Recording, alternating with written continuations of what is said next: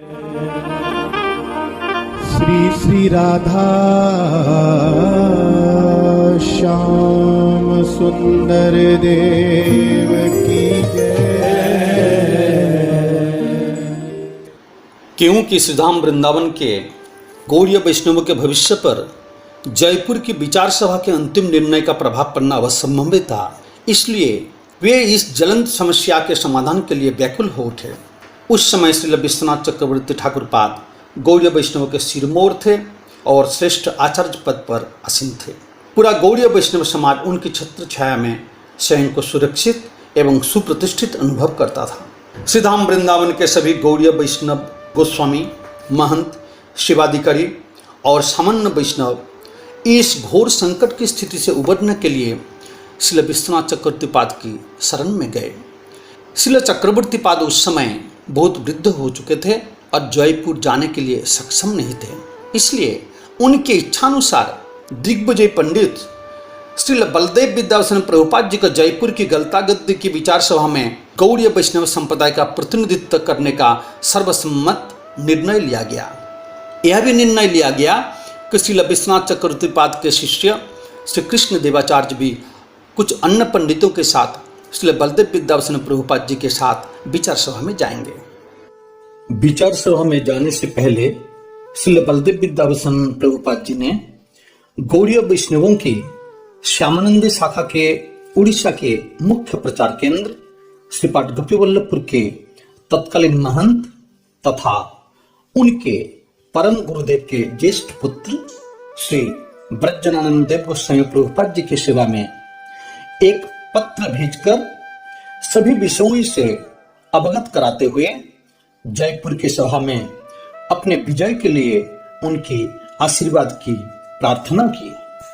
श्री बलदेव विद्याभूषण प्रभुपाद जी श्रीधाम वृंदावन से जयपुर पहुंचे और सीधे जयपुर के महाराजा द्वारा आयोजित गलतागद्दी की विचार सभा में उपस्थित हो गए।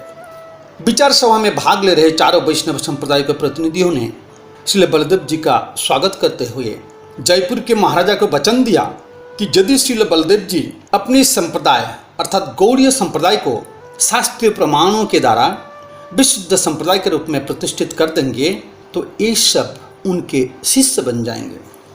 विचार सभा में 4 संप्रदाय के लिए 4 आसन एवं गौड़ीय संप्रदाय के लिए एक अलग आसन रखा गया था। श्री बलदेव जी गौड़ीय विरक्त वैष्णव के आदर्श के अनुसार मलिन कौपिन बहिर्वास परिधान में हाथ में करुआ लेकर गौड़ीय संप्रदाय के आचार्य के लिए निर्दिष्ट आसन को प्रणाम करते हुए आसन के सामने नीचे जमीन पर ही बैठ गए।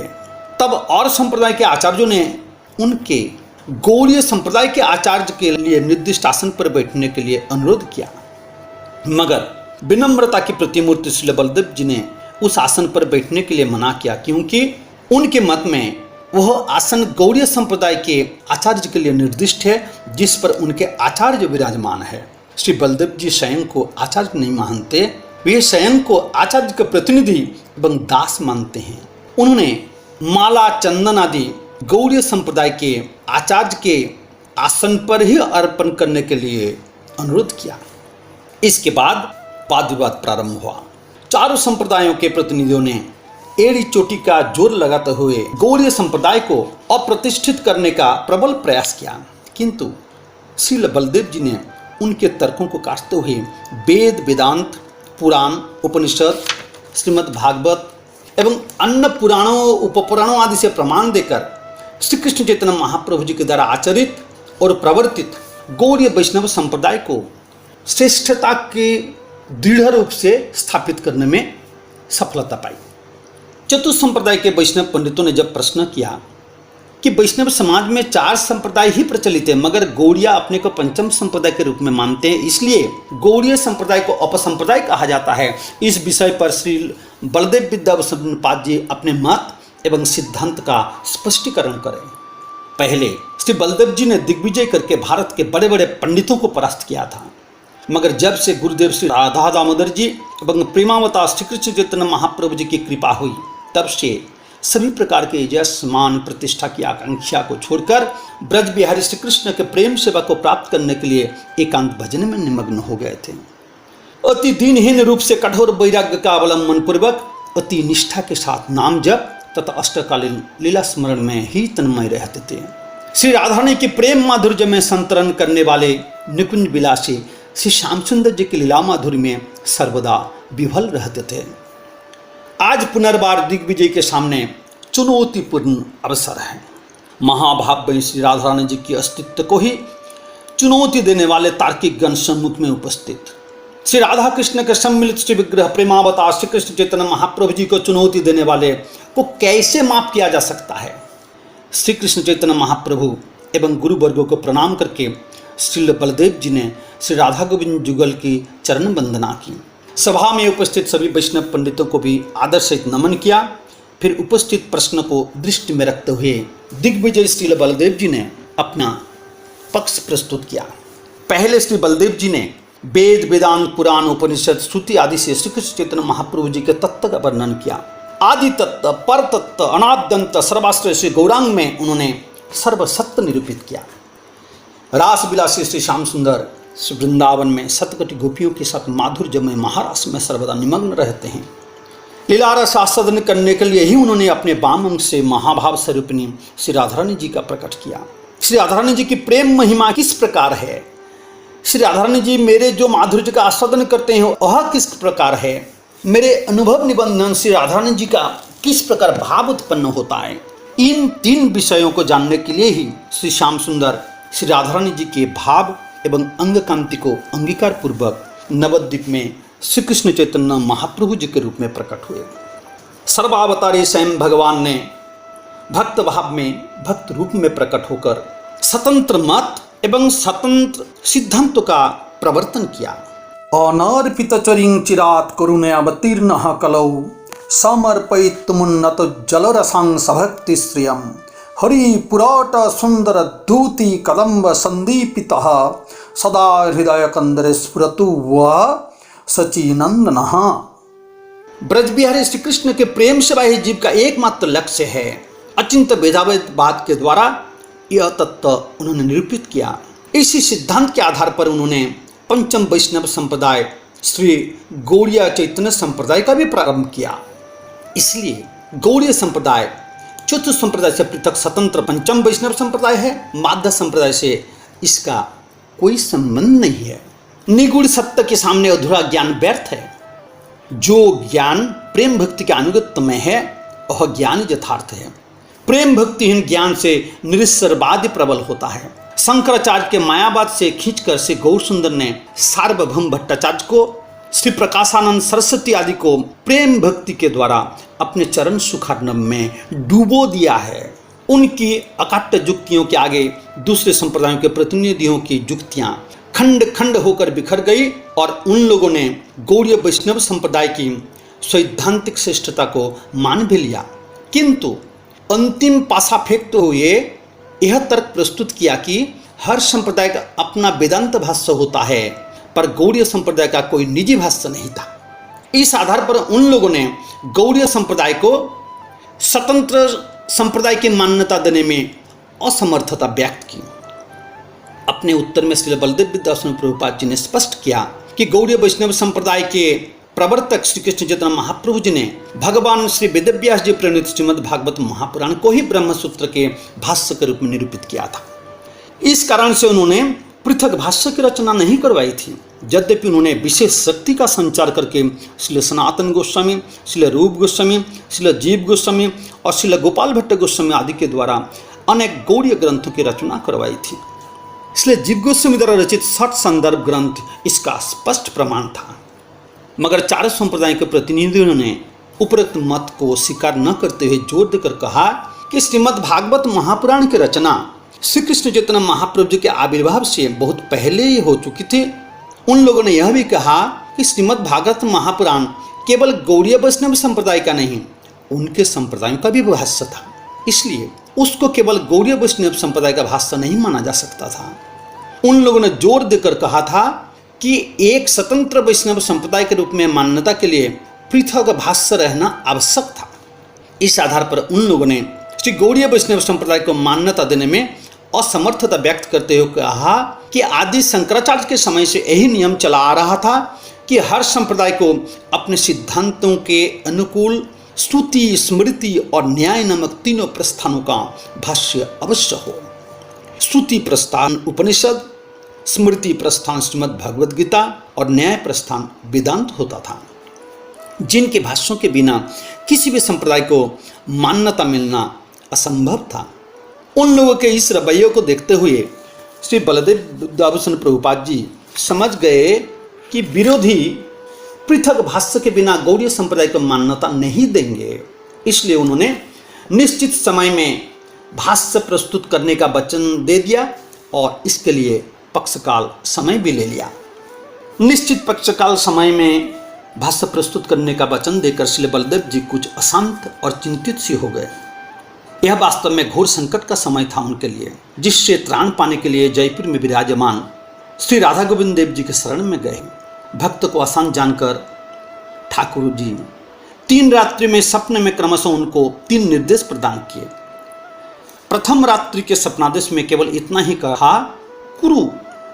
श्री बलदेव संदेहावस्था में थे, इसलिए इस छोटे से प्रथम सपनादेश को समझ न पाए। उनका संदेह बना रहा। इसे देखते हुए ठाकुर जी ने दूसरी रात्रि के सपनादेश में कहा, कुरु तब भविष्यति। इस सपनादेश से भी श्री बलदेव जी संदेह से उबर न पाए। अंततः ठाकुर जी ने तीसरी रात्रि के सपनादेश में कहा, ब्रह्मसूत्राणि वचक्ष तद्भाष्यम ते स्यति। इस आदेश से बलदेव जी संदेह तथा अनिश्चय की स्थिति से उबर आए और उन्होंने तीनों प्रस्थानों के अंतर्गत श्रीमद् ब्रह्मसूत्र के श्री गोविंद भाष्य, गीताभूषण भाष्य, श्री गोपाल तापनियो ईसादि 10 उपनिषद भाष्य की रचना निश्चित समय में कर दी। सन 1718 ईस्वी में जब उन्होंने इन तीनों भाष्यों को जयपुर के पंडितों के सभा में प्रस्तुत किया तो उन पंडितों के आश्चर्य की सीमा न रही।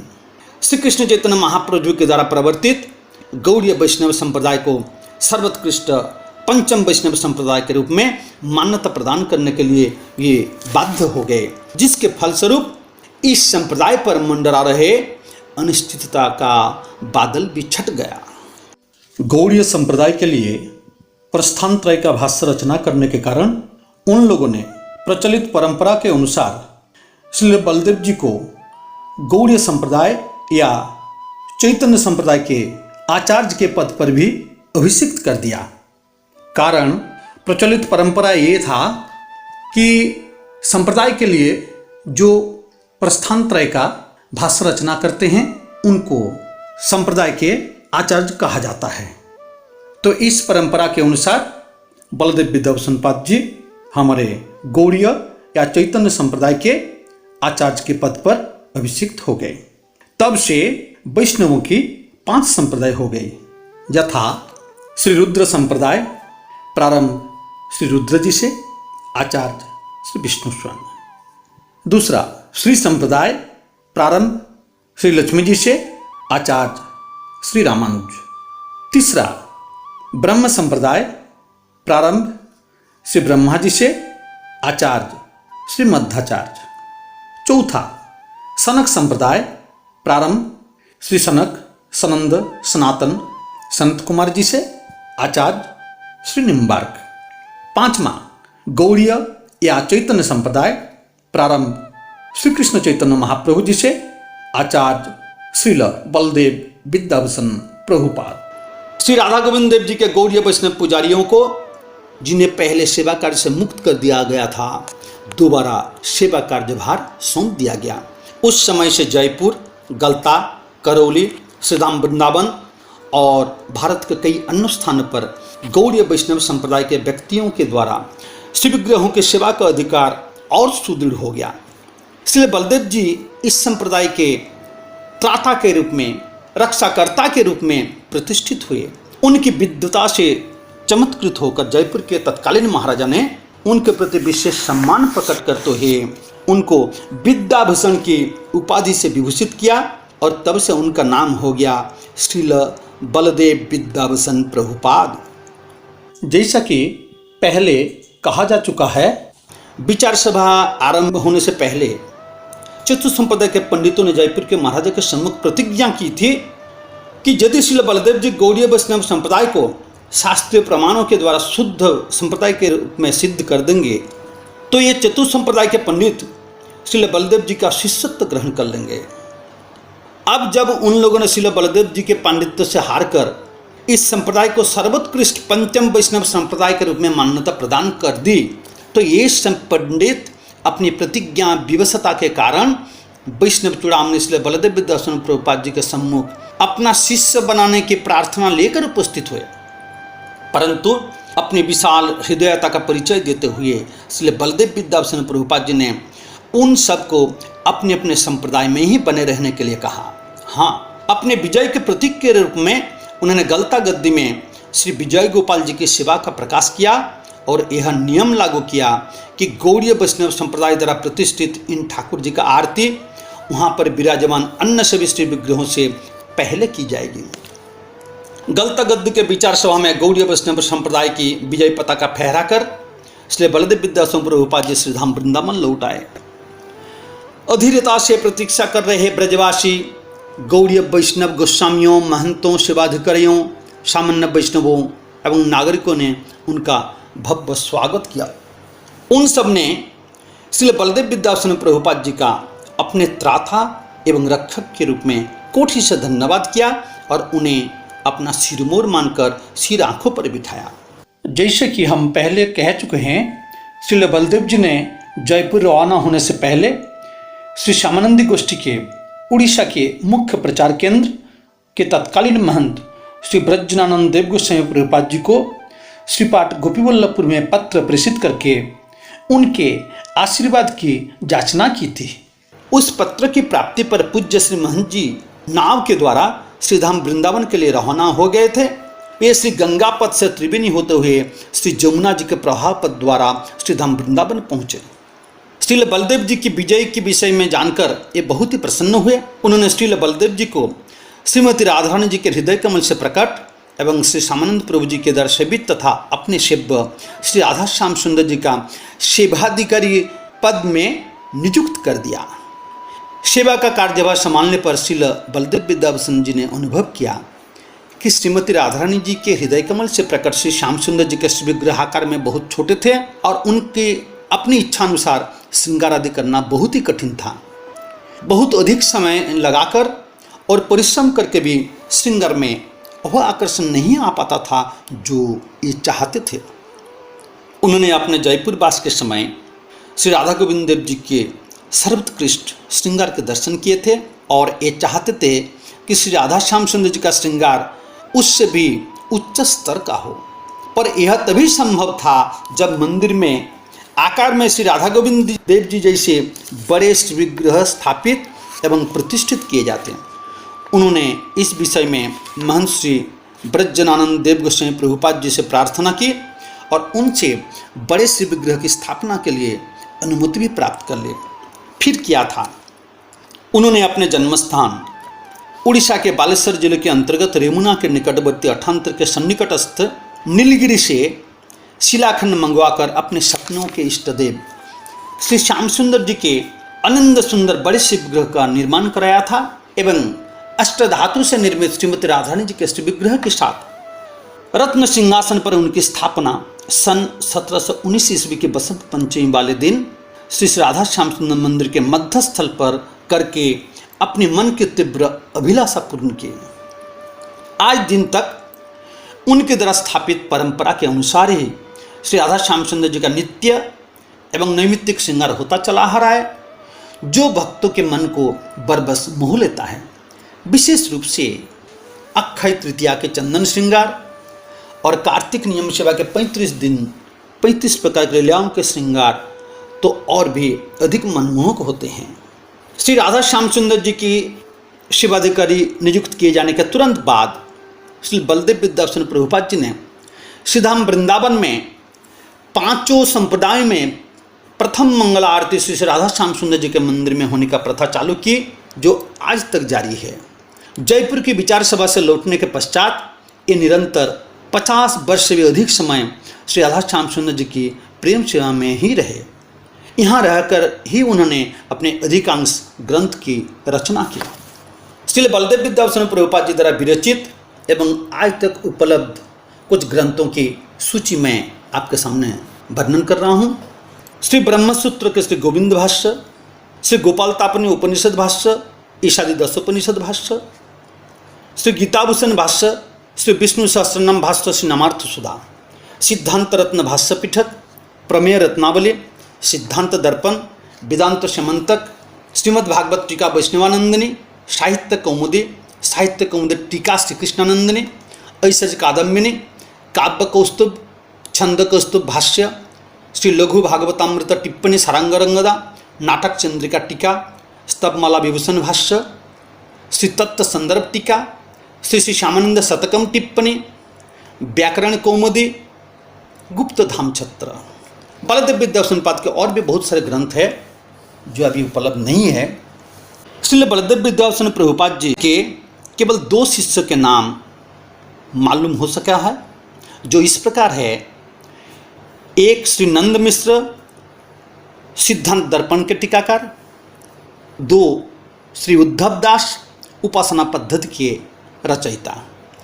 इसलिए बलदेव विद्याभूषण प्रभुपाद जी ईस्वी सन 1768 में गंगा दशहरे वाले दिन 90 वर्ष की अवस्था में श्रीधाम वृंदावन में अपने द्वारा सेवित अपने इष्टदेव श्री राधा श्याम सुंदर जी की प्रेम सेवा के दौरान श्री राधा श्याम सुंदर जी के नित्य लीला में प्रविष्ट हुए। उनकी समाधि अपने एवं श्री श्यामानंद प्रभु जी की द्वारा सेवित श्री राधा श्याम सुंदर जी के मंदिर के पश्चात भाग में परिक्रमा मार्ग पर विराजमान है। श्रील बलदेव विद्याभूषण प्रभुपाद जी की ब्रजबुली भाषा में एक मंगलारती की पदवी उपलब्ध है। जय जय श्री श्री बलदेव विद्याभूषण प्रभुपाद।